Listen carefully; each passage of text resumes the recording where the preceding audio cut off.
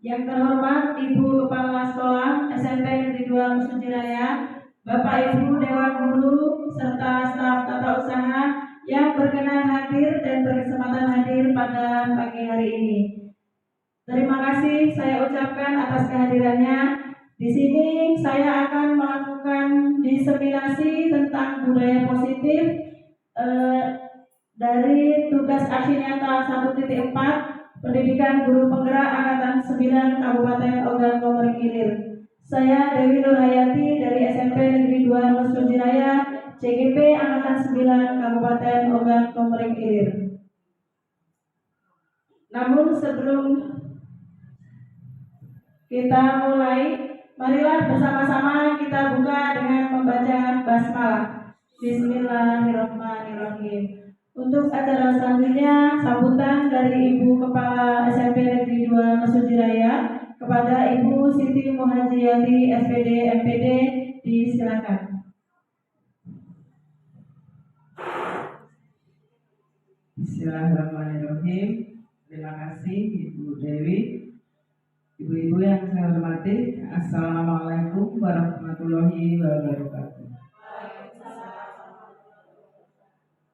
Bapak Ibu, hari ini kita akan mendengarkan aksi nyata modul 1.4 tentang budaya positif. Tentang budaya positif ini, Bapak Ibu perlu dikembangkan. Bapak Ibu perhatikan dari dari apa itu budaya positif sampai apa yang bisa dilakukan di kelas. Nah, kemudian budaya positif ini dari Bapak Ibu di pembelajaran di kelas nanti akan diterapkan di sekolah. Tapi mulailah dari budaya positif ini dari diri sendiri. Mungkin itu saja. Jadi supaya apa yang disampaikan nanti oleh Ibu Dewi itu benar-benar bisa diterapkan di kelas, pada diri kita sendiri, pada diri anak, sehingga penanaman karakter budaya positif ini dapat menjadi ruh dari sekolah kita. Sekian, saya silakan kepada Bu Dewi. Terakhir, Assalamualaikum warahmatullahi wabarakatuh.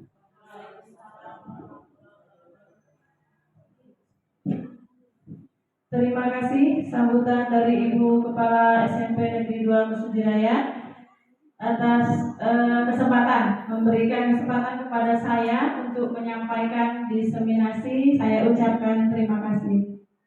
Baik, Bapak Ibu guru yang berbahagia, masih semangat? Masih. Ya, untuk nambah semangat, kalau saya bilang SMPN 2 Mesuji Raya kompak, lagi ya, SMPN 2 Mesuji Raya kompak. Kita ketiga, SMPN 2 Mesuji Raya kompak. Siap? Ya. Mulai ya. SMPN 2 Mesuji Raya kompak.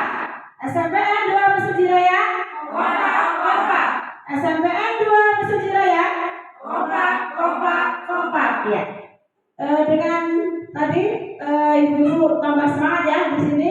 Baiklah, kami akan mulai dulu materi pada hari ini, yaitu tentang budaya positif. Namun sebelum saya mulai, pasti Bapak Ibu sudah sering dengar ya apa itu budaya positif. Sebelum ke materi, menurut Bapak Ibu, budaya positif itu apa sih yang ada di sekolah kita? Silakan. Budaya positif ya, silakan Bu Maret. Budaya positif salah satunya adalah menjaga tangan, memberikan salam. Ya, betul ya. Berjabat tangan, memberikan salam. Ada lagi ibu-ibu yang berpendapat lain? Bagus ya. Betul sekali seperti itu. Setuju ya semuanya? Ya, ada lagi enggak? Ya, Bu Safia. Pembiasaan yang dilakukan di sekolah. Kalau di sekolah kita kan di setiap gugur itu sholat berjamaah, itu termasuk juga budaya positif. yang kita miliki. Bagus ya. Di tempat kita ada budaya positif, pembiasaan ya hal-hal yang baik, misalnya seperti sholat zuhur. Ibu kepala sekolah juga tadi memberikan masukan, silakan Bu. Ya, budaya positif kita salah satu yang sangat penting adalah untuk menjaga kebersihan. pendidikan lingkungan. Jadi kita membiasakan dari ibu-ibu, guru sampai PU dan siswa itu hendaknya selalu membuang sampah pada tempatnya dan memilah sampah-sampah tersebut. Bagus sekali ya, dari 3 pendapat teman-teman semuanya, benar semua ya. Budaya positif yang ada di sekolah kita itu sangat banyak sebenarnya. Nah, di sini saya akan menyampaikan terkait dengan budaya positif. Namun menurut ibu-ibu semua, penting nggak budaya positif itu kita terapkan di sekolah? Penting, sangat penting ya. Kenapa sangat penting? Ya, budaya positif itu kalau diterapkan secara terus-menerus, nanti dia akan terbawa. Murid-murid kita akan membawa budaya positif yang ada di sekolah kita ke masyarakat. Kemudian ada juga dari anak-anak itu kemauan dari dalam diri, motivasi intrinsik dari dalam diri siswa kita, ya. Jadi budaya positif yang ada di sekolah itu bisa dibawa ke masyarakat. Karena budaya positif ini bukan hanya jangka pendek, tapi jangka panjang. Baik, untuk budaya positif, konsep inti yang akan dipelajari di sini yaitu tentang perubahan paradigma belajar. Kemudian ada disiplin positif. Ada lagi nilai-nilai kebajikan, motivasi perilaku manusia, kebutuhan dasar manusia, posisi kontrol guru, keyakinan kelas, dan yang terakhir adalah segitiga restitusi. Kita lanjut untuk yang pertama yaitu perubahan paradigma belajar. Saya yakin ibu-ibu semua di sini sudah paham ya paradigma perubahan pembelajaran. Karena kita di sini sudah sekolah penggerak ya Bapak Ibu ya. Jadi pembelajaran dengan paradigma baru itu yang seperti apa? Pembelajaran di situ yang berdiferensiasi. Jadi di sana pembelajaran dengan paradigma baru merupakan pembelajaran yang dirancang melalui prinsip pembelajaran berdiferensiasi sehingga para peserta didik belajar sesuai dengan kebutuhannya berdasarkan tahap perkembangan sesuai teori psikologis modern untuk menunjukkan profil pelajar Pancasila. Oke, sebelum saya menjelaskan lebih lanjut, Bapak Ibu, untuk pembelajaran berdiferensiasi mungkin sudah diterapkan semuanya ya? Sudah, walaupun tidak setiap pertemuan mungkin kita ya masih kadang ada juga yang belum diterapkan. Namun pembelajaran berdiferensiasi ini berpusat pada murid atau berpusat pada guru? Murid ya Bu Ade ya? Maksudnya berpusat pada murid itu gimana Bu Ade? Ya silakan. Bu Linda, berpusat pada murid maksudnya? Berpusat pada murid itu artinya kegiatan pembelajaran itu berpusat siswa yang lebih aktif dalam setiap kegiatan pembelajaran. Betul sekali ya. Semua kita sudah melakukan itu siswa yang kita buat aktif, bukan gurunya yang aktif. Jadi guru di sini kita hanya sebagai fasilitator. Kemudian guru juga membuat pembelajaran itu lebih menarik, didiferensiasi. Biasanya kita buat dalam bentuk-bentuk kelompok kecil, ya. Oke. Nah selanjutnya pada paradigma baru ini kita juga disesuaikan dengan filosofi Ki Hajar Dewantara. Apa itu filosofi Ki Hajar Dewantara? Itu kami pelajari pada modul 1.1, yaitu guru adalah fungsinya guru ini menuntun kodrat anak ya agar anak itu belajar sesuai dengan kebutuhannya. Jadi anak-anak itu punya kodrat alam dan kodrat zamannya. Jadi kita guru bukan memaksa memberikan ilmu, tapi kita menuntun mana mereka seperti apa maunya. Kita hanya menuntun murid kita. Nah kemudian untuk tujuannya yaitu sesuai profil pelajar Pancasila. Tentu ibu-ibu tahu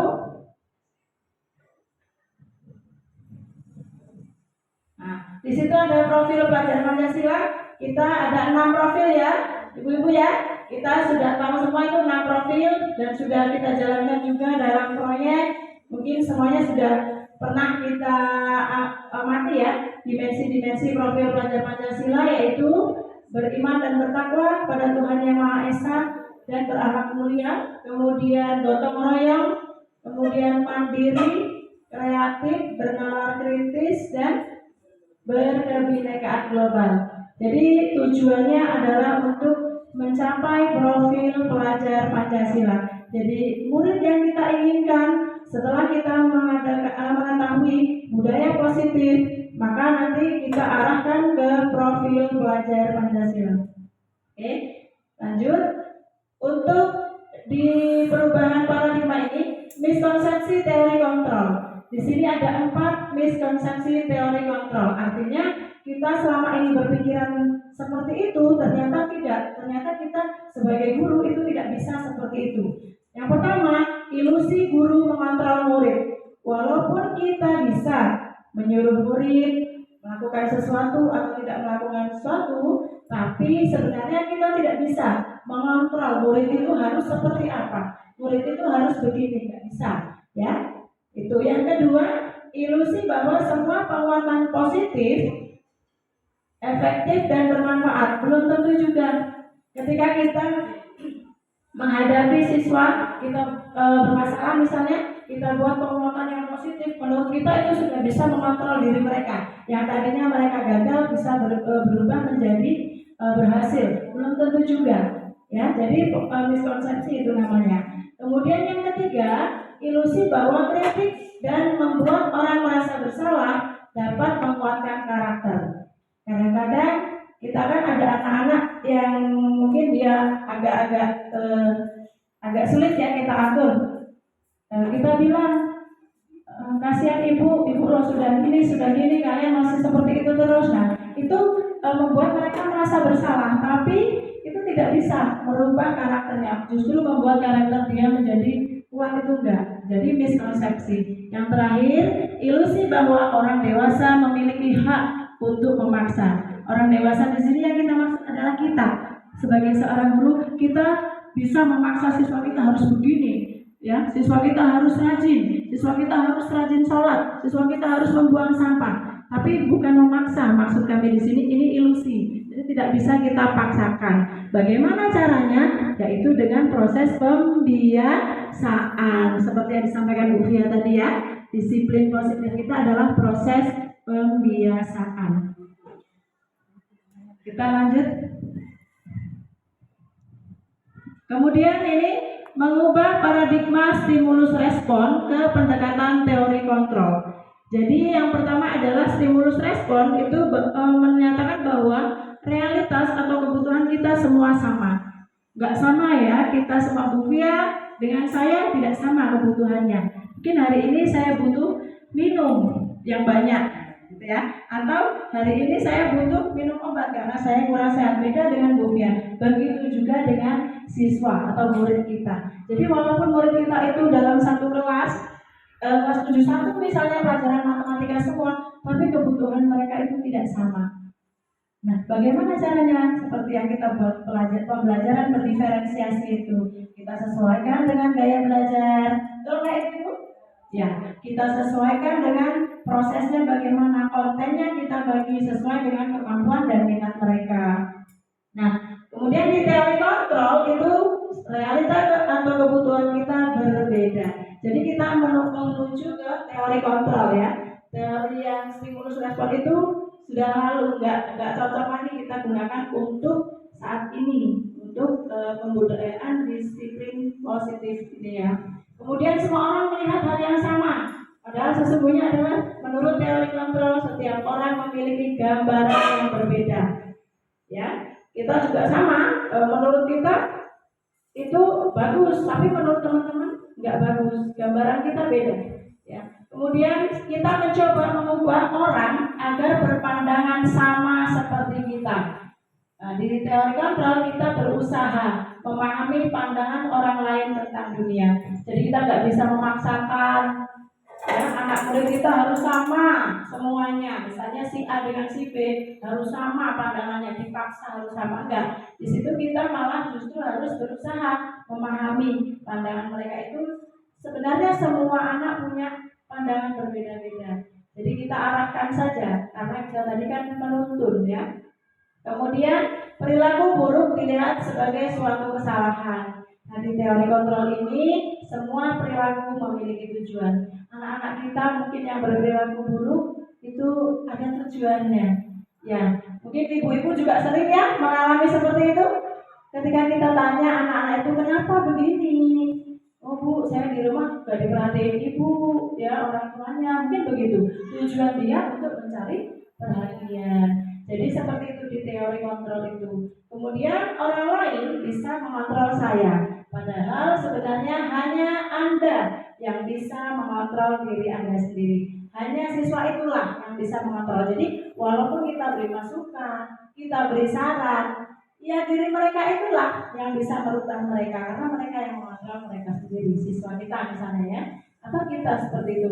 Misalnya saya diajak mengikuti apa gitu, tapi saya nggak punya keinginan. Yang bisa mengontrol ini adalah diri kita sendiri ya, bukan teman kita.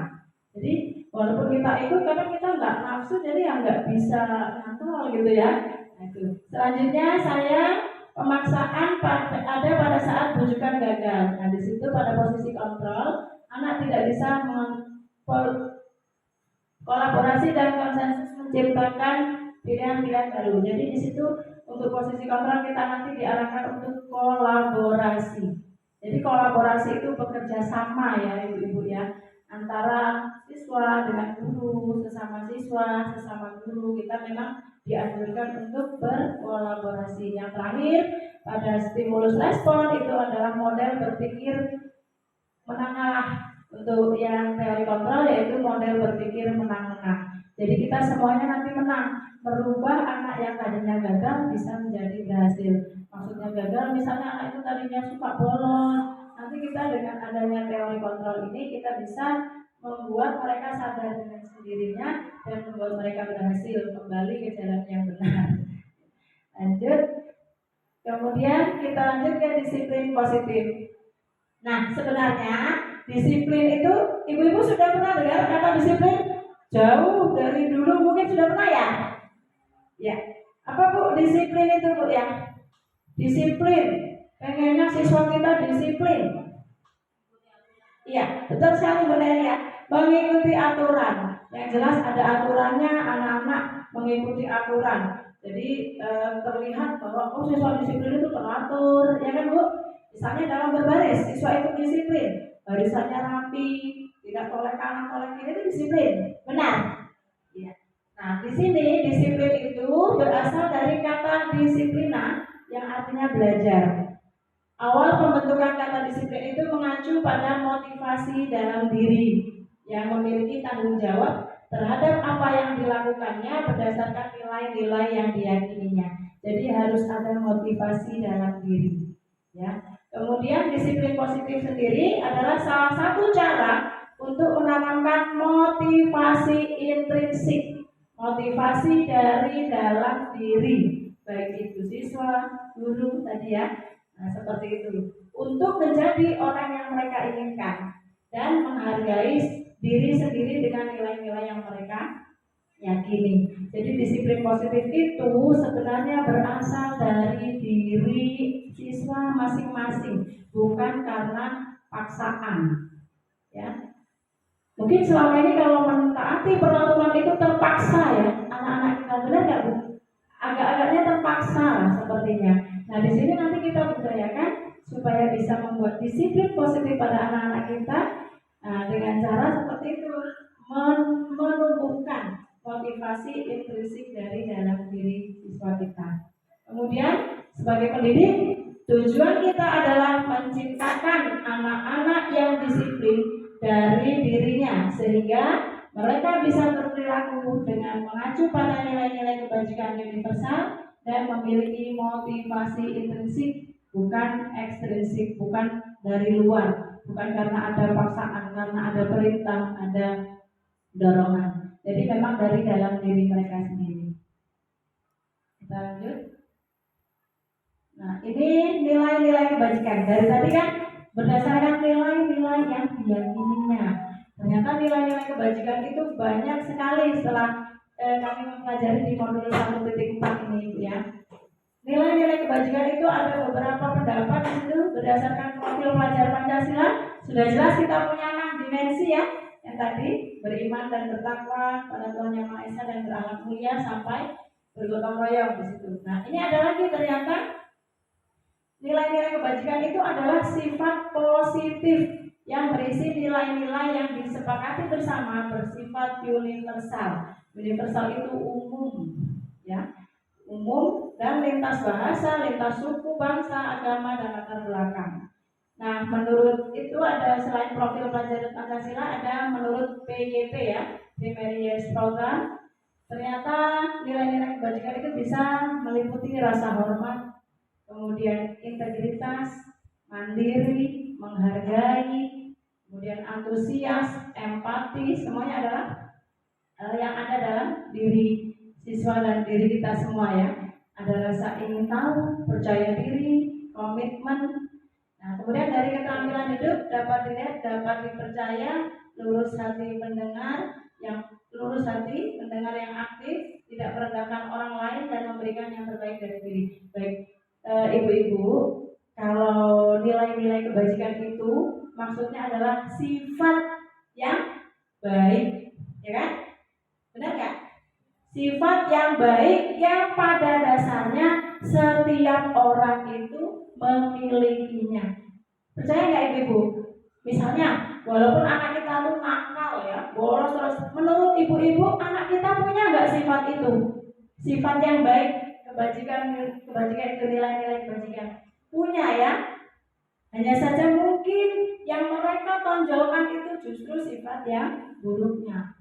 Pada dasarnya semua siswa, semua manusia itu punya nilai-nilai kebajikan yang diyakini dalam dirinya.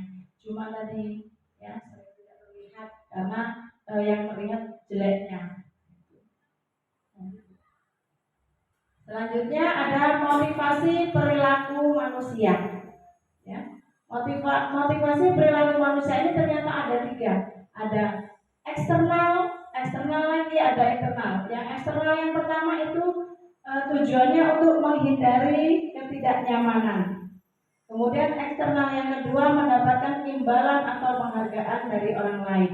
Yang ketiga yang internal untuk menjadi orang yang mereka inginkan dan menghargai dari diri sendiri dengan nilai-nilai yang diyakini. Maksudnya begini, seseorang melakukan sesuatu itu pasti punya motivasi. Misal, ya, saya melakukan upacara bendera, pasti saya punya motivasi. Yang pertama, saya sebagai ASN, saya harus ikut upacara, bukti bahwa saya itu cinta pada tanah air. Berarti di situ tujuan saya apa motivasinya? Intrinsik atau ekstrinsik ibu-ibu? Internal. Ya karena saya punya sadar dulu ya tadi. Oke, yang kedua saya punya motivasi. Saya ikut upacara biar nggak ditegur kepala sekolah. Nah itu menurut ibu-ibu eksternal ya, karena tadi menghindari ketidaknyamanan, ya kan? Kemudian juga ada penghargaan dari orang lain. Nah ada juga misalnya Bu Fia nih, Bu Fia pidato di depan anak-anak tuh. Bu Fia pidato menyampaikan prestasinya, nah gitu kan, prestasi Bu Fia. Nah, Bu Fia ternyata punya pikiran, aku ini menyampaikan prestasi biar dianggap wah gitu sama anak-anak. Itu motivasi apa kira-kira? Eksternal ya, untuk mendapat penghargaan atau imbalan dari orang lain ya. Begitu, ibu-ibu jelas ya? Pasti kan kita semua punya motivasi? Benar nggak Bu Ade sama Rina? Benar ya, punya motivasi ya. Lanjut Bu. Nah di sini ibu-ibu kita masuk ke hukuman ya, namanya hukuman, konsekuensi dan restitusi. Jadi di sini dalam budaya positif itu yang dianjurkan adalah restitusi. Jadi nanti di terakhir itu ada segitiga restitusinya ya. Bagaimana kita menghadapi permasalahan siswa kita dengan cara restitusi. Jadi di situ hukuman, konsekuensi dan restitusi. Yang jelas hukuman itu dampaknya pada murid ya, bisa dibaca di situ. Murid merasa bersalah, kemudian kita biasanya kalau menghukum siswa itu marah-marah ya, kemudian juga bisa membuat siswanya rendah diri. Kemudian biasanya tiba-tiba, ini ibu-ibu masih sering nggak melakukan hukuman? Tidak ya? Tidak.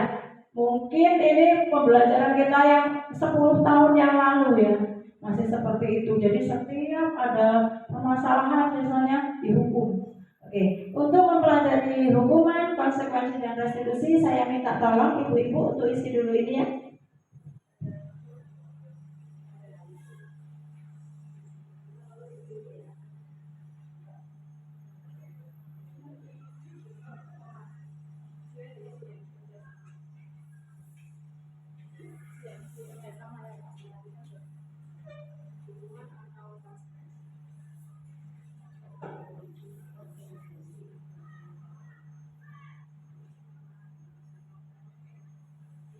Diberi alasannya ya ibu-ibu ya.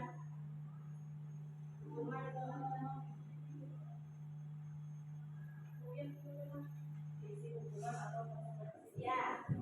Jadi di tabel itu ada hukuman atau konsekuensi.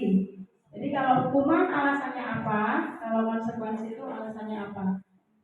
Sambil mengisi di situ kan ada kalau konsekuensi itu kehilangan hak, waktu jeda seorang diri, kemudian penahanan ya, kemudian sudah diketahui dan masuk akal.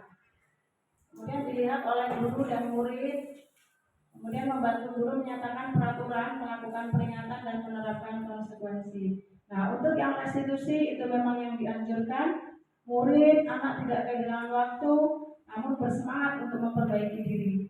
Ya, kemudian berupa undangan untuk mengadakan restitusi.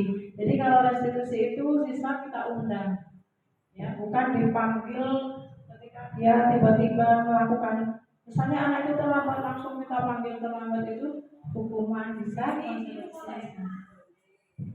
Kemudian dibuat oleh murid atau anak. Jadi kalau restitusi itu bukan guru yang menetapkan, tapi murid ya, murid atau anak yang menentukan. Kita berikan tawaran maunya seperti apa. Jadi murid itulah yang memberikan aku harus begini, ya.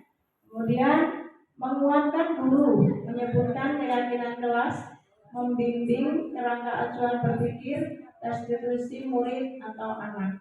Jadi di situ menguatkan guru ya, ada keyakinan kelas yang diingatkan. Nomor 2 konsekuensi. Silakan diisi dulu, Bu.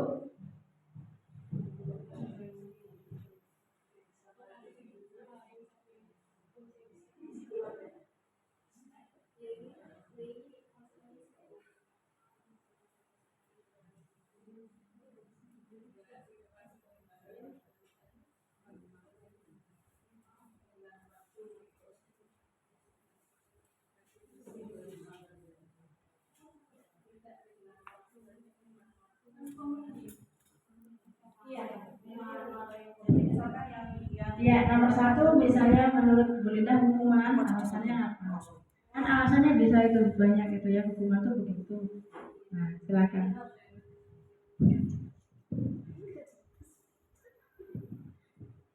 Saya bacaan Meli. Ya, mana Meli? Siapa tahu nggak kelihatan? Iya, bacakan. Intinya kalau hukuman dampak anak pada murid marah, merasa bersalah, rendah diri, menghasilkan diri, tiba-tiba tidak diharapkan atau salah menyukai, terus membuat guru, menyakitkan. Iya, salah tidak saja. Konsekuensi kehilangan seorang diri atau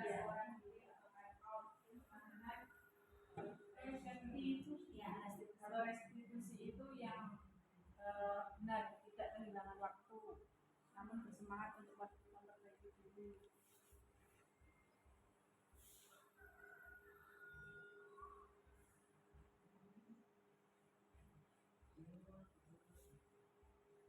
Aku keterangannya yang bingung. Oh ya, kalau keterangan untuk saya itu aja dulu. Itu sebenarnya banyak keterangannya itu yang saya ambil yang Paling sering kita buat murid aja itu. Sebenarnya banyak itu Bu ke bawah. Di pembelajaran kita itu nggak hanya 4 itu ya. Saya ambil 4.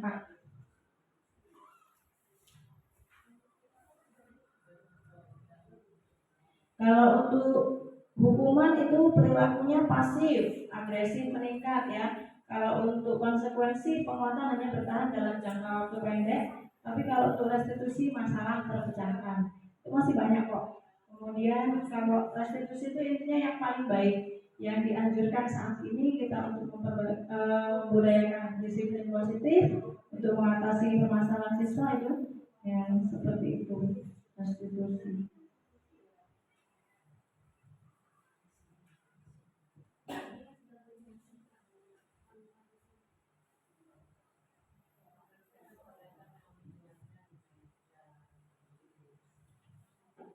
Ya, sudah ya Ibu-Ibu ya. Nanti saya minta tolong sebutkan, maksudnya ada yang membacakan salah satu atau 2 orang tidak. Hasilnya? Bu Yani sudah selesai? Ya, silakan yang pertama dulu nggak apa-apa Bu. Menurut Bu Yani itu hukuman atau?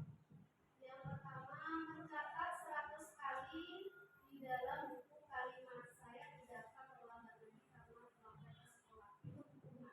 Hukuman ya. Ya, alasannya kenapa dia hukuman? Alasannya karena di situ dia sudah terlambat, jadi dia bersifat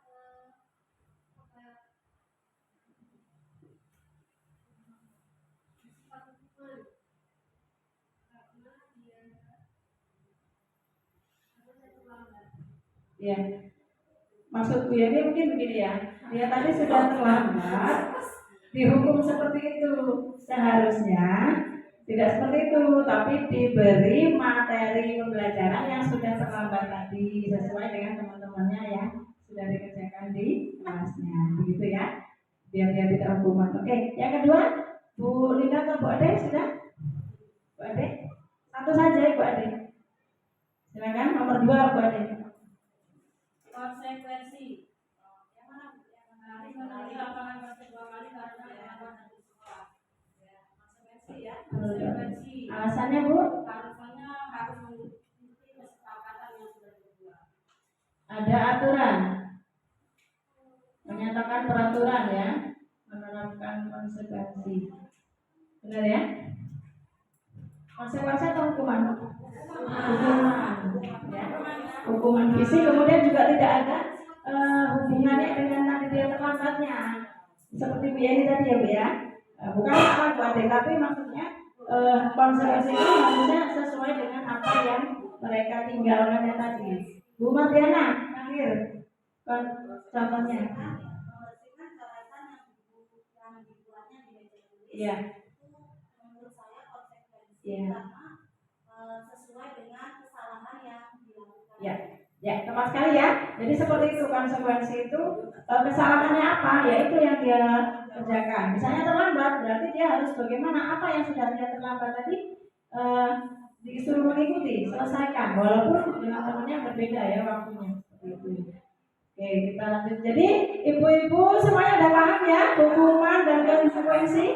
Nah, nanti restitusi kita akan bahas lebih lanjut. Ada nggak di sini yang Restitusi, ya kemarin Bu Pia mungkin sudah pernah menerapkannya ya. Saya juga sudah pernah menerapkannya kemarin, sudah saya buat video di demonstrasi kontekstual itu. Namun mungkin kita belum semua permasalahan siswa kita buat restitusi ya. Karena apa? Ya tentunya kita masih berkaca pada yang masa lalu lah ya. Kita loh, masa seperti itu nanti nggak berhasil gitu ya. Nah nanti akan kita lanjutnya kita bahas berikutnya. Oke, jelas ya Ibu? Masih semangat? Masih. Coba SMPN 2 Sejirah ya. Kompak. Ya, nanti kita sedikit nanti ya. Kita lanjut dulu. Ya. Nah, materi selanjutnya tentang kebutuhan dasar manusia. Jadi manusia itu pada dasarnya mempunyai kebutuhan dasar yaitu segala sesuatu yang kita lakukan untuk mendapatkan apa yang kita inginkan. Jadi kita melakukan semua tindakan itu untuk mendapatkan apa yang kita inginkan. Jadi semuanya tindakan kita itu ada tujuannya, ya tujuannya. Dan semua usaha terbaik yang kita lakukan adalah dalam rangka agar kebutuhan dasar kita terpenuhi oleh diri kita dengan baik. Jadi pasti kalau kita punya kebutuhan dasar kita lakukan yang terbaik, ya kan? Biasanya seperti itu, melakukan yang terbaik untuk mendapatkan kebutuhan dasar yang kita inginkan. Lanjut Bu. Nah di sini kebutuhan dasar kita ada 5, ya digambarkan dalam lingkaran itu. Yang pertama adalah bertahan hidup, kemudian kasih sayang dan rasa diterima, kemudian kebebasan, kesenangan dan penguasaan. Jadi semua orang punya kebutuhan dasar 5 itu ya. Jadi yang pertama adalah bertahan hidup. Kebutuhan dasar kita yang bersifat fisiologis, misalnya kesehatan, tempat tinggal, makan, ya kan? Itu adalah kebutuhan dasar untuk bertahan hidup. Pasti kita semuanya butuh makan kan, biar kita sehat, biar kita hidup, kita butuh pakaian. Ya enggak Ibu-ibu? Iya, kita butuh pakaian untuk apa? Ya untuk melindungi tubuh kita dari segala macam ancaman dan sebagainya. Untuk kebutuhan dasar yang kedua yaitu kasih sayang dan rasa diterima, yaitu kebutuhan yang berhubungan dengan koneksi sosial. Kebutuhan untuk memberi dan menerima kasih sayang dan menjadi bagian dari suatu kelompok. Ini biasanya kita biar diterima oleh teman-teman di sekolah, saling menyayangi antar guru, ya kan, bersama siswa seperti itu. Kemudian kebutuhan dasar yang ketiga di sini adalah penguasaan. Kebutuhan ini berhubungan dengan kompeten dan terampil agar diakui atas prestasi dan keterampilannya. Yang jelas seperti ibu-ibu semuanya, pasti di sini kita sering mengikuti pelatihan di PMM, mengikuti pelatihan yang online, offline ya. Itu tujuan kita hanya untuk mencari kompeten, supaya kita kompetennya naik ya, menaikkan kompetensi dan lebih terampil agar kita diakui prestasi kita baik di masyarakat maupun di Kementerian Pendidikan, ya kan? Kalau kita PMM kita akan terbaca oleh Kementerian Pendidikan. Kemudian kebutuhan dasar selanjutnya yaitu kesenangan. Kebutuhan untuk mencari kesenangan, bermain dan tertawa. Pasti semua orang itu enggak cuma kerja ya, kita juga pengen dengerin musik, ya kan? Ibu-ibu pengen juga kita ngobrol tertawa lepas sama teman-teman seperti itu. Begitu juga dengan murid kita. Kemudian kebebasan. Kebutuhan dasar kebebasan itu kebutuhan akan kemandirian, otonomi, memiliki pilihan dan mampu mengendalikan arah hidup seseorang. Jadi pasti nggak mau diatur-atur, maksudnya seperti itu. Tapi bukan berarti lepas tidak diatur sama sekali kalau murid kita ya. Yang jelas mereka itu ingin bebas. Nah, itu sesuai dengan kebutuhan dasar mereka. Kita lanjut.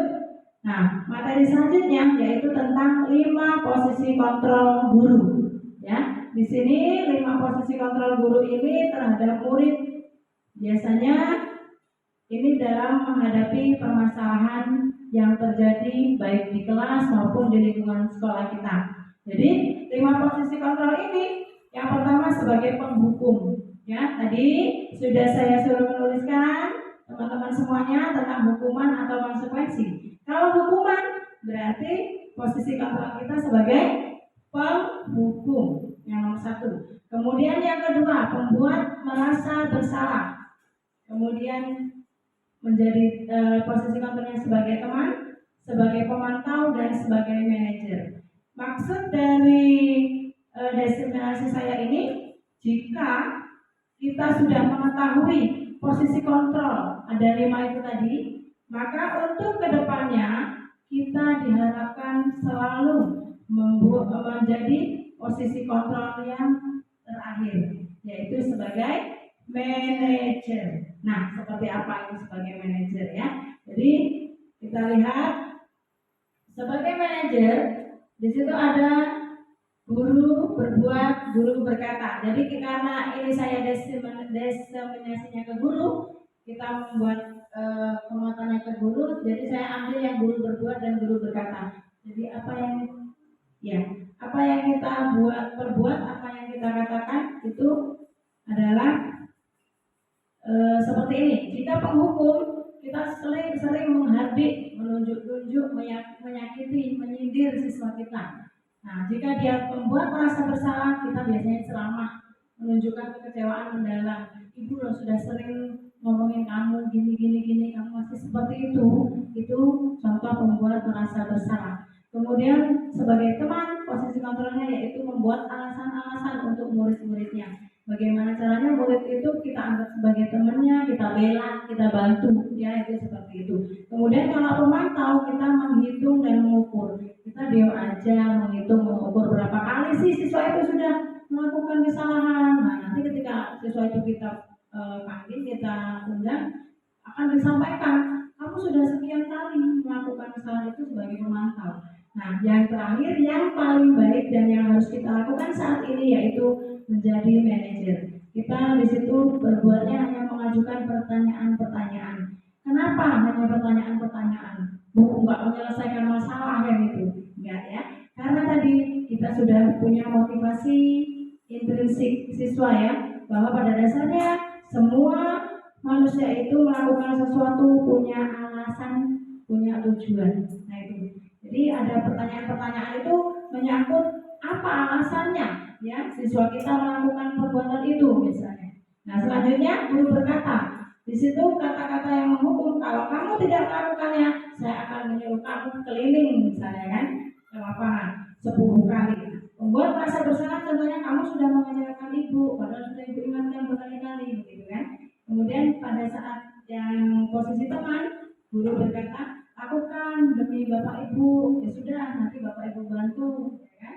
Seperti itu. Nah kemudian sebagai pemantau, apa peraturannya, apa konsekuensinya, aturan sekolahnya bagaimana, ya kan? Apa yang terjadi sekarang itu sebagai pemantau. Dan sebagai manajer, apa yang kita yakini, apa yang kamu meyakini hal tersebut, kalau kamu meyakininya, bagaimana kamu bisa memperbaiki hal itu, dan kemudian bagaimana kamu menggambarkan dirimu di masa yang akan datang seperti itu. Itu contoh sebagai manajer. Kemudian di sini contoh penerapan posisi kontrolnya, penghukum itu kamu selalu datang terlambat, hormat pada bendera 1 jam misalnya. Yang membuat merasa bersalah berapa kali ibu harus memberitahu kamu selalu saja mengecewakan. Kemudian yang penerapan posisi kontrol untuk teman ini contohnya Ezi ya, anak-anak kita juga. Ezi tolong ikuti aturan sekolah. Kamu ingat tidak bantuan ibu selama ini, bela-belain ya misalnya. Nah itu yang pemantau ini, Abi kamu bolos saat istirahat, apa yang telah kamu lakukan, apa konsekuensinya, dia tahu sebenarnya konsekuensinya dari bolos. Nah kemudian kalau untuk contoh penerapan posisi kontrol yaitu apakah kamu meyakininya, apakah kamu bersedia memperbaiki kesalahan yang tadi, apa rencana kamu untuk memperbaiki hal itu. Jadi kalau posisi kontrol sebagai manajer, siswa yang menentukan. Di sini guru hanya mengatur ya, sebagai fasilitator, mengarahkan seperti itu. Jadi siswa yang menentukan, oh iya, Bu, saya pengennya memperbaikinya, saya besok nggak ulangin lagi, terus apa lagi, gitu kan? Saya akan meminta maaf dengan guru-guru yang lain, misalnya begitu. Itu sebagai manajer. Nah, kemudian materi selanjutnya tentang keyakinan kelas. Nah, ibu-ibu sudah membuat keyakinan kelas untuk kelasnya? Sudah ya? Keyakinan kelas atau peraturan kelas? Keyakinan kelas atau peraturan kelas yang dibuat di kelas-kelas anak-anak kita? Keyakinan kelas. Nah, mengapa keyakinan kelas? Mengapa bukan peraturan kelas? Ada yang bisa ibu-ibu memberikan masukan pendapatnya? Mengapa keyakinan? Ya silakan. Bu Malan mungkin?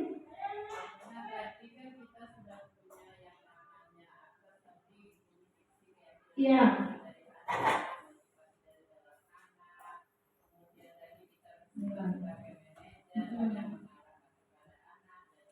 Kita bukan membuat peraturan, tapi kita berusaha untuk melibatkan anak dalam membuat sesuatu aturan yang disepakati oleh bersama-sama. Itu dinamakan keyakinan. Ya, betul sekali ya, Ibu-ibu. Jadi benar, tadi motivasi intrinsik. Kalau keyakinan kelas ada motivasi intrinsik, kemudian melibatkan semua siswa baik di kelasnya tadi, kemudian juga ada nilai-nilai kebajikan yang bersifat universal tadi yang sudah saya jelaskan. Jadi kenapa keyakinan begitu? Jadi yang benar adalah keyakinan kelas, bukan peraturan kelas. Ya. Kita lanjut. Untuk pembentukan keyakinan kelas, pasti kita semuanya sudah like ya. Tapi saya kemarin mencoba merevisi sedikit yang di kelas 92 tentang keyakinan kelas yang sudah mereka sepakati di awal semester kemarin. Nah, ternyata pembentukan keyakinan kelas itu harus bersifat lebih abstrak ya. Kemudian berupa pertanyaan-pertanyaan universal tadi, nilai-nilai kebajikannya juga universal. Dibuat dalam bentuk kata positif. Kemudian tidak terlalu banyak dan mudah diingat, agar mudah diingat dan dipahami. Tidak terlalu banyak itu biasanya 3 sampai 7 keyakinan. Kenapa? Kalau kebanyakan siswanya juga ditanya ketika dia melakukan pelanggaran, ada masalah, ditanya keyakinan kelas apa yang menurut kamu yang tidak kamu kerjakan, mereka lupa ya. Jadi supaya mudah 3. Nah, kemarin di kelas 92 saya buat dengan anak-anak itu sesuai yang mereka revisi ada 4. Jadi kata anak-anak cukup 4. Yang penting mereka terapkan ya, benar-benar diterapkan di lingkungan sekolah dan semua warga kelas berkontribusi dalam pembuatan keyakinan kelas. Pasti semua anak sudah kita suruh berkontribusi ya, menyampaikan pendapatnya apapun itu, walaupun anak-anak biasanya tapi begini, anak-anak buatlah keyakinan kelas kalian tidak boleh membolos, biasanya mereka begitu. Nah, ternyata keyakinan kelasnya itu apa yang sudah mereka sampaikan kita buat dalam bentuk kalimat positif. Jadi bukan tidak boleh. Jadi anak-anak di sini disiplin waktu, misalnya seperti itu. Ya, misalnya juga tidak boleh membuang sampah sembarangan. Pasti anak-anak itu seperti itu karena kawan-kawannya di kelas banyak yang membuang sampah sembarangan. Nah, bagaimana keyakinan kelasnya kita buat menjaga kebersihan. Jadi kita hilangkan kata-kata tidak bolehnya tadi ya, karena negatif, kita buat dalam bentuk positif. Itu caranya. Mungkin ibu-ibu sudah tahu semua. Nah, ini yang paling menarik ya, tadi Bu Neli sudah nanya di depan nih, ada segitiga restitusi. Apa sudah pernah dikerjakan ya? Sebelumnya ibu-ibu masih semangat? Semangat ya.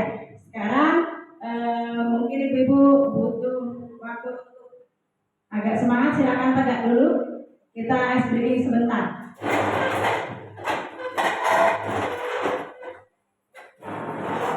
Ikuti gaya saya. Jadi kita di sini ada namanya Miranda ya Bu ya. Jadi kita ice breakingnya Miranda menari ya. Mirandanya gimana? Miranda menari di atas menara. Miranda merana di bawah menara. Oke? Menaranya gini. Mirandanya ini menari kalau merana. Oke. Ikuti saya ya. Jadi ibu-ibu harus harus konsentrasi, semangat kan? Miranda menari di bawah menara, menara Miranda bersedih di bawah menara, Miranda bersedih di atas menara. Ya, terima kasih, kita beri semuanya. Ternyata ibu-ibu semua masih konsentrasi. Ya, kita terakhir nih ya, masuk materi yang terakhir yaitu segitiga restitusi. Jadi saya sebelum mengikuti CGP ini sudah pernah dapat ilmu dari teman saya CGP angkatan 4, Bu Asafia Nursada ya. Jadi waktu itu saya diajarin Ini loh caranya menyelesaikan permasalahan itu dengan segitiga restitusi. Karena saat itu saya mendapat tugas juga sebagai guru BK ya. Di semester kemarin itu saya mencoba menerapkan, tapi memang benar kata Bu Leli, apa sudah pernah ya, mungkin kami diam-diam belum membuming ya. Nah makanya dengan hari ini nanti silakan ibu-ibu semuanya mencoba untuk menerapkan segitiga restitusi dalam menghadapi permasalahan anak-anak atau murid kita di kelas ataupun di lingkungan sekolah. Baik, segitiga restitusi itu adalah suatu proses dialog yang dijalankan oleh guru agar dapat menghasilkan murid yang mandiri dan bertanggung jawab. Jadi, ketika anak-anak kita melakukan kesalahan, melanggar keyakinan kelas, di sini kita tugasnya adalah mengajak dialog, ya, dialog untuk menghasilkan siswa yang mandiri dan bertanggung jawab. Maksudnya mandiri dan bertanggung jawab itu siswa itu dapat menyelesaikan permasalahannya dengan keinginannya, menyampaikan keinginannya sendiri. Nah, di sini segitiga restitusi itu ada 3 langkah. Yang pertama yaitu menstabilkan identitas. Jadi sebagai guru kita harus menstabilkan identitas dulu. Ketika anak sudah kita panggil, kita undang, anak suruh bercerita. Kan biasanya kita tanya dulu. Guru mengajukan pertanyaan. Nah, untuk menstabilkan identitas itu biasanya guru mengatakan begini, kamu melakukan kesalahan. Tidak hanya kamu, ibu juga pernah melakukan kesalahan. Seolah-olah anak itu kita benarkan, dia salah itu kita bolehkan, ya. Tapi tujuannya kita bukan membolehkan salahnya tadi, nanti kita beri pengarahan lagi, ya. Intinya begitu. Untung misalnya dia kan sampai berantem, sampai kawannya ininya kecakar gitu ya. Untung nggak sampai kamu tonjok gitu. Itu sebenarnya menstabilkan identitas mereka. Nah, kemudian yang kedua, validasi tindakan yang salah. Jadi validasi tindakan yang salah itu anak kita minta untuk mengutarakan alasannya apa mereka melakukan itu. Ya, jadi pasti mereka punya alasan. Dan yang terakhir yaitu menanyakan keyakinan. Jadi anak-anak tadi pasti anak-anak kita sudah punya keyakinan kelas. Jadi ketika ada permasalahan, ada kesalahan yang mereka perbuat, kita ungkapkan lagi keyakinan kelas apa yang sudah kamu langgar, seperti itu. Nanti mereka akan jawab, oh iya Bu, di kelas kan kita sudah buat ini, berarti saya melanggar, saya tidak disiplin, seperti itu ya. Nah, jadi konsekuensinya apa? Mereka kalau seperti itu apa yang akan kamu perbuat? Bukan kita yang jadi kamu harus begini, enggak. Jadi siswa yang kita tawarkan untuk berpendapat dulu apa yang akan mereka kerjakan, seperti itu. Dan pasti segitiga restitusi ini menurut kami lebih membuat siswa itu menjadi bukan tersangka ya. Justru dia bisa menyelesaikan permasalahannya sendiri dari motivasi diri dia sendiri. Nah, kemudian ini menstabilkan identitas, contohnya ya, berbuat salah itu tidak apa-apa. Nah, gimana Bu kok boleh seperti itu? Tidak ada manusia yang sempurna. Saya juga pernah melakukan salah, ya kan? Kita bisa menyelesaikan ini. Ibu tidak tertarik mencari siapa yang salah, siapa yang benar, tapi kita mencari solusi. Itu contoh menstabilkan identitas. Kemudian validasi tindakan yang salah. Di situ berdasarkan prinsip setiap perilaku berupaya memenuhi suatu kebutuhan tertentu. Pasti ada alasannya melakukan itu, ya. Seperti itu. Kemudian yang ketiga, menanyakan keyakinan. Apa yang kita percaya sebagai kelas atau keluarga, apa nilai-nilai umum yang telah kita sepakati, apa yang telah kalian langgar, ya seperti itu. Itu. Kemudian yang terakhir, ini kemarin sudah saya praktekkan segitiga restitusinya dengan Arif dan Abi kemarin itu. Nah, jadi intinya dalam pembuatan segitiga restitusi itu saya mendengar ya, ada Arif kemarin itu menyebarkan berita yang kurang baik ya dari Instagram, dia upload ke WA, kemudian di WA itu di WA itu dia mengatakan bahwa no potong rambut, no apa itu ya kemarin. Nah seperti itu. Nah itu kan awalnya malah menyetujui semua di grup WA, makanya dipanggil, jangan seperti itu ya. Seolah-olah kalau mereka membuat status di WA atau di Facebook, nanti kelihatan sekolah kita yang seperti itu. Padahal itu anak-anak hanya mengambil dari internet. Makanya kemarin saya buat segitiga restitusinya supaya Arif itu tidak melakukan hal yang seperti itu lagi, dan mereka tahu apa keyakinan kelas yang sudah mereka langgar dan apa konsekuensinya terhadap lingkungan sekolah kita maupun masyarakat, karena dia kan berada di media sosial yang seperti itu. Ini harusnya bisa dihidupkan. Iya, linknya ya kemarin. Itu dulu. Sebelum menutup ya, ibu-ibu saya sudah saya share Padlet dan jamboardnya. Minta tolong Padlet dan jamboardnya diisi dulu sebelum kita close ya, ini penutup.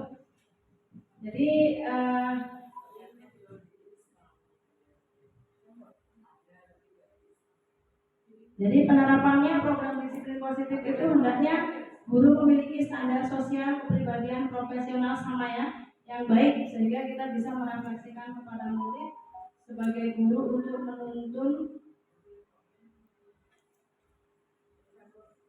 pribadi menjadi lebih baik dan sesuai dengan profil pelajar Pancasila. Bentar ya, silakan ibu-ibu dilihat jamboardnya. Sebentar, saya linknya. Boleh cek ya.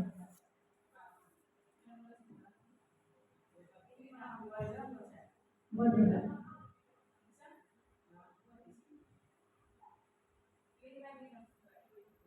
Ya. Nanti sudah saya kirim linknya di WA tuh.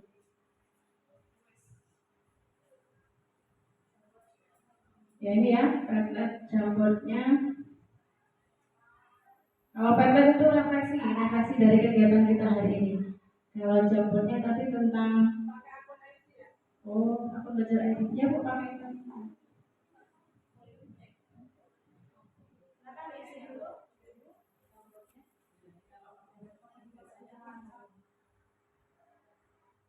Punya aku kok nggak muncul ya, munculnya KPMO. Redaksi penguatan KP.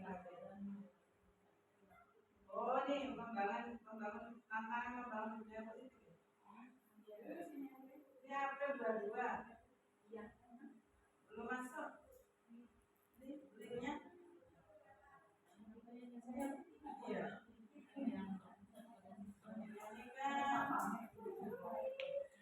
Sosialisasi budaya positif ya.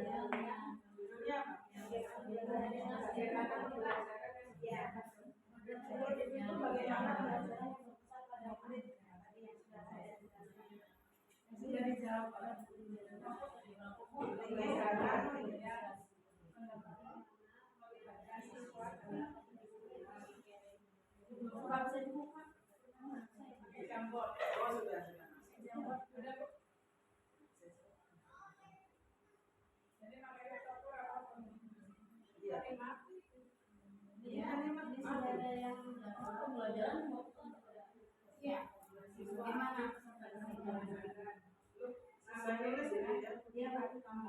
Ini ditambah terus lagi nama duduk di ini.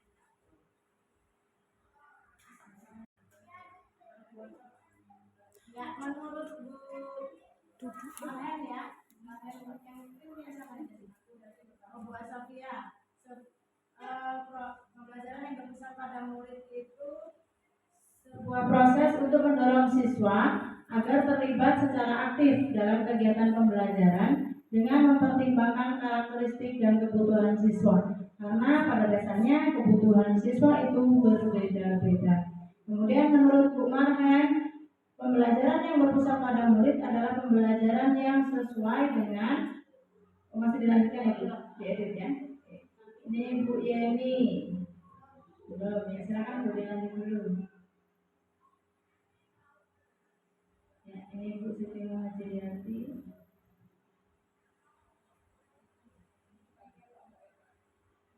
Pembelajaran yang berpusat pada murid berarti Pembelajaran sesuai dengan kebutuhan murid, sesuai dengan fase perkembangannya. Ya, betul sekalian ya. Oke, lanjut. Untuk Padlet juga silakan diisi. Itu tentang refleksi sosialisasi kita hari ini. Halaman 2.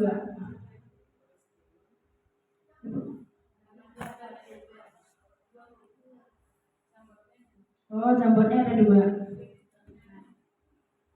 Ya, satunya, nah ini agak menarik ini. Selama ini posisi kontrol ibu-ibu ini yang mana? Bu Fia ya, Bu Fia manajer. Bu Marhen. Tapi kalau penghukum kita sudah tidak ada lagi, sepertinya hanya konsekuensi kan kemarin itu. Jadi sebagai teman, sebagai pembuat rasa bersalah.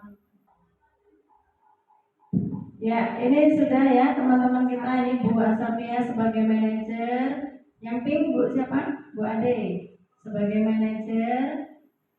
Kemudian Bu Marhen juga sudah sebagai manajer. Kita semuanya ya. Bu Nelly terkadang memposisikan diri sebagai teman dan kadang juga sebagai manajer. Ya, sudah bagus ya teman-teman di sini. Semua kita tidak ada lagi penghukum, sudah teman, pemantau, manajer.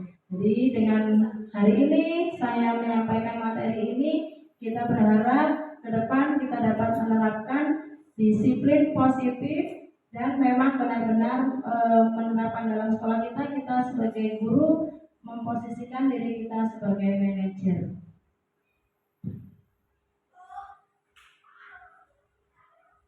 Ya, kesimpulannya semuanya sudah menuju sebagai manajer ya Bu ya.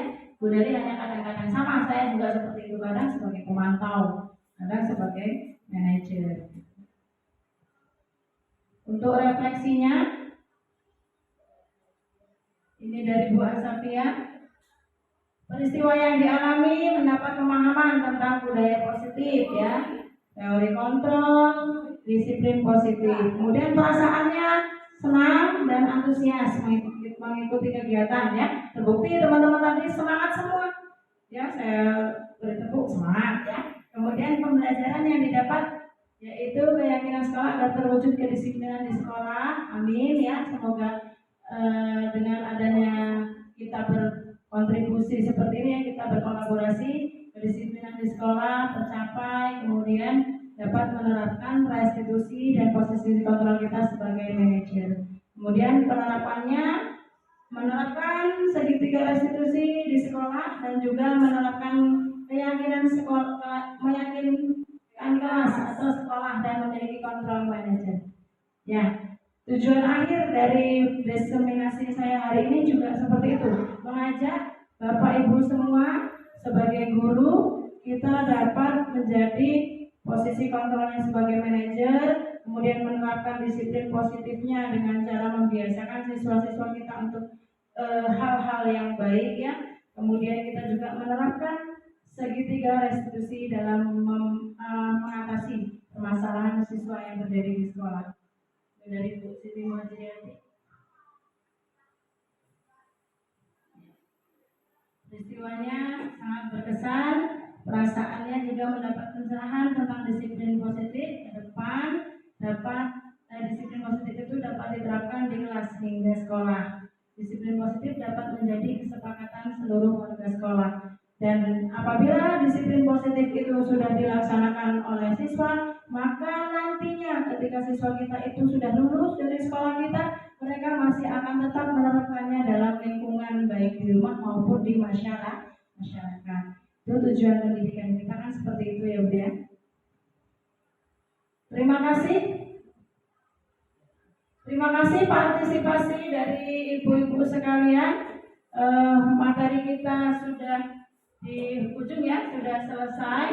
Saya mengucapkan terima kasih banyak diberi kesempatan untuk menyampaikan materi di hadapan ibu-ibu hebat.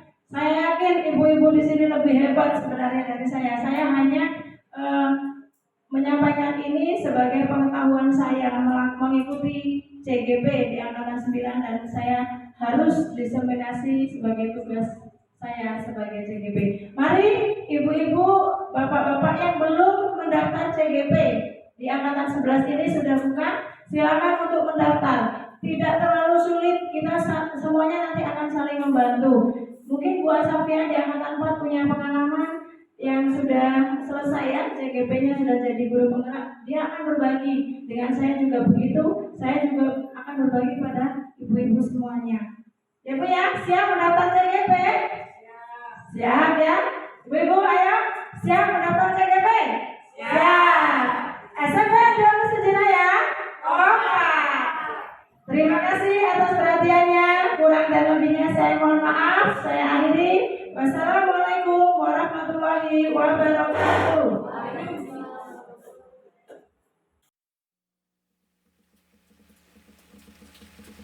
Warahmatullahi wabarakatuh. Waalaikumsalam warahmatullahi wabarakatuh. Masih semangat anak-anak? Oke, hari ini Ibu akan mengajak kalian untuk meninjau kembali kesepakatan kelas dan keyakinan kelas yang sudah kita buat di awal semester kemarin ya. Oke, di sebelah kanan itu kalian sudah punya kesepakatan kelas dan keyakinan kelas. Namun keyakinan kelas itu tadi, kesepakatan kelas ada yang perlu kita tambahin atau perlu kita kurang atau mau diperbaiki ya. Oleh karena itu, hari ini Ibu akan meminta kalian untuk menuliskan berarti ya keyakinan kelas dan kesepakatan kelas yang sudah kalian buat kemarin, kemudian kita revisi. Oke, anak-anak sudah tahu apa bedanya antara keyakinan kelas dan peraturan sekolah dan peraturan kelas? Ada yang tahu bedanya? Enggak. Oke, belum tahu semua ya. Padahal kita sudah membuat tuh kesepakatan kelas, keyakinan kelas. Ya, sudah buat. Oke, untuk semester awal kemarin kalian membuatnya itu semua anggota kelas punya pendapat ya? Punya ya? Masing-masing punya pendapat. Ya, kemudian setelah itu digabungkan pendapat kalian, kemudian kita rangkum menjadi keyakinan kelas 92. Oke. Nah, ternyata nak, ini ada ilustrasi bahwa ada orang berkendara di jalan ya, di jalan lintas itu harus menggunakan helm. Ya kan? Nah, menurut anak-anak apa tuh alasannya? Kenapa orang itu harus menggunakan helm? Apa yang dipikirkan? Supaya aman, terus menghindari kecelakaan, betul, terus biar selamat ya. Nah, dari contoh itu terlihat bahwa orang yang memakai helm memang aturan, ya kan? Pertama aturan. Tapi ada juga motivasi dari dalam diri dia bahwa kalau kita pakai helm, nanti ketika jatuh kita nggak pecah kepalanya. Misal seperti itu. Berarti ada faktor dari dalam diri kita bahwa keyakinan dari dalam diri kita menggunakan helm itu untuk apa? Keselamatan. Nah, keselamatan itu contoh dari keyakinan ya. Jadi keyakinan itu apa nak? Muncul dari dalam diri kita. Kita sadari muncul dari dalam diri kita. Memang itu kita butuhkan. Ya, beda kalau dengan peraturan. Peraturan polisi kalau kita tidak pakai helm kena tilang. Pasti begitu kan? Itu peraturan. Peraturan itu sifatnya memaksa, ya kan? Nah, beda dengan keyakinan. Nah, untuk keyakinan kelas yang akan kita buat, nanti anak-anak menuliskan kesepakatan dulu. Keyakinannya nanti kita bahas bersama.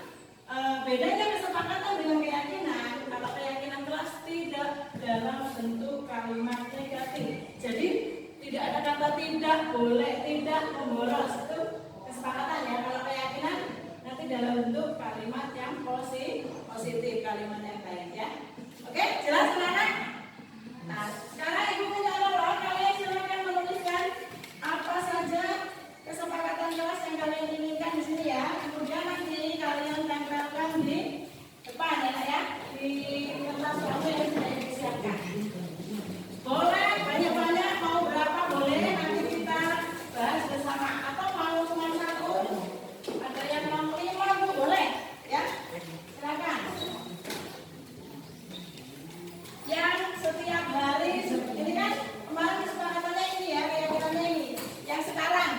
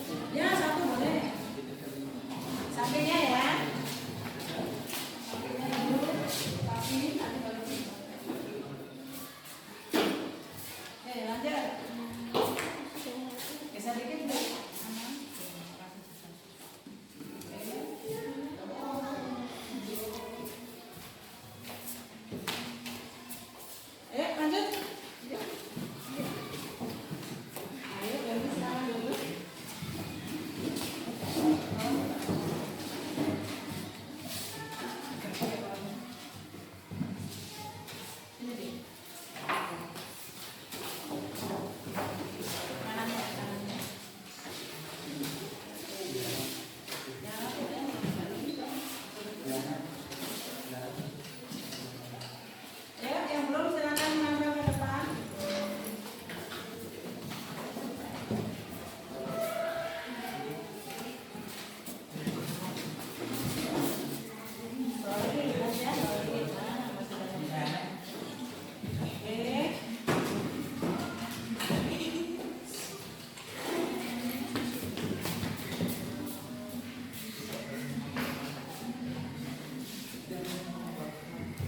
semuanya sudah?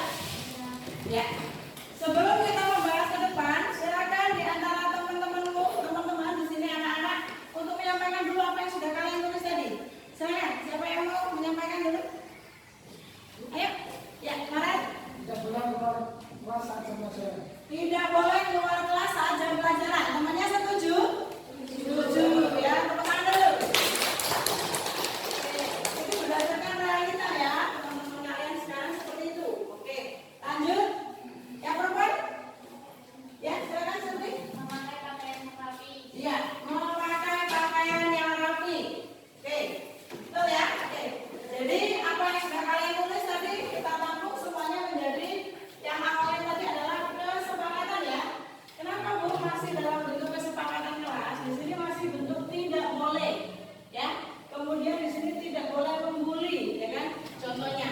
Jadi itu masih dalam bentuk kesepakatan, masih dalam kalimat yang kurang baik, yang negatif ya, tidak boleh itu. Jadi kita masuk nanti di keyakinan kelas kita buat tidak boleh itu menjadi seperti apa? Oke, kita lihat dulu masing-masing dari yang pertama Askia ya. Tidak boleh mencontek. Kemudian berangkat tepat waktu.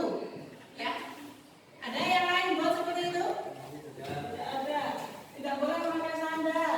Tidak boleh melompat pagar ya. Oke, tidak boleh makan minum di dalam kelas. Datang tepat waktu. Tidak membolos jam pelajaran. Oke. Nah, dari yang datang tepat waktu, berangkat tepat waktu, tidak membolos, itu masuk ke dalam nilai apa?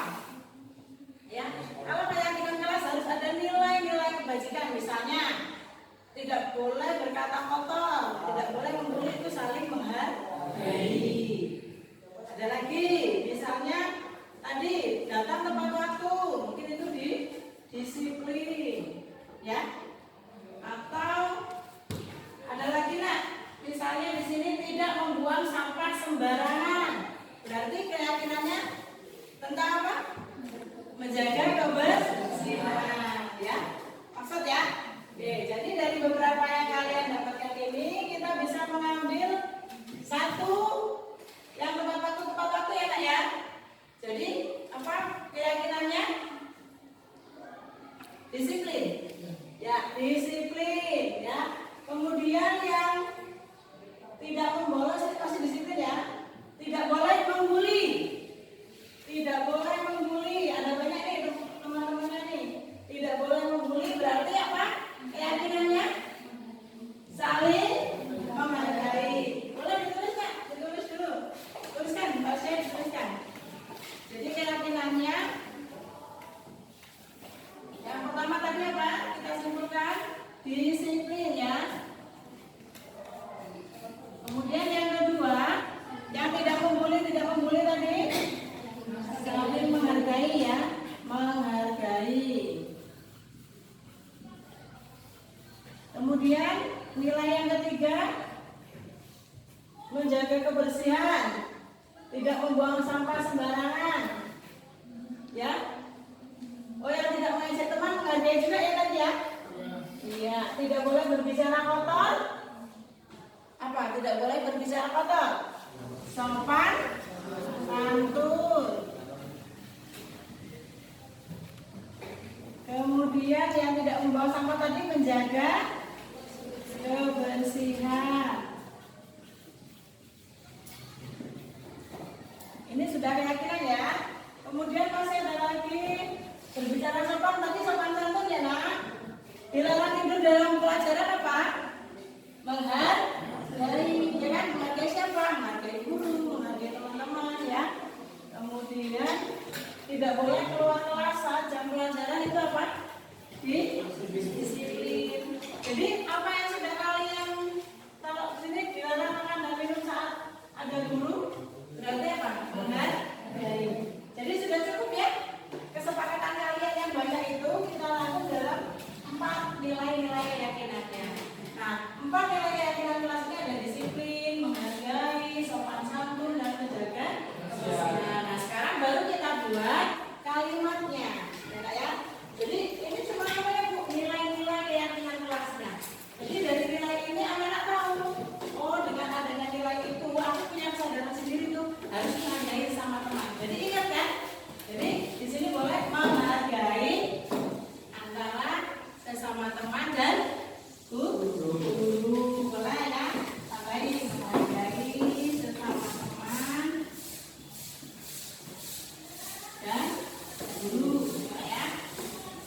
kemudian disiplin apa? Disiplin datang tepat waktu, apalagi tadi tidak membolos, berpakaian rapi, jadi apa? Disiplin ini. Disiplin itu aja, disiplin aja dalam segala hal ya. Disiplin dalam segala hal. Oke, lanjut. Kalau sopan santun dalam bergaul, berteman, ya kan? Boleh. Sopan santun dalam bergaul. Kemudian menjaga kebersihan lingkungan. Jadi di sini tidak ada lagi kata-kata tidak, enak ya? Tidak boleh, tidak ada lagi. Jadi dalam keyakinan kelas kita menggunakan kata yang abstrak. Artinya dia itu tidak berupa kata-kata yang memaksa atau apa yang itu umum ya, nak ya, universal. Universal itu umum. Jadi di sini disiplin segala hal ya, tadi disiplinnya itu umum. Kemudian selain itu tidak boleh menggunakan kata negatif tadi, harus dalam bentuk kata positif dan jangan terlalu banyak supaya mudah kita ingat dan mudah untuk dilaksanakan. Menurut anak-anak, keyakinan kelas itu perlu dilaksanakan nggak? Perlu. Kenapa kita buat keyakinan kelas? Supaya kita berbuat, bertingkah laku, pokoknya bersikap selama di sekolah itu ada yang mengaturnya.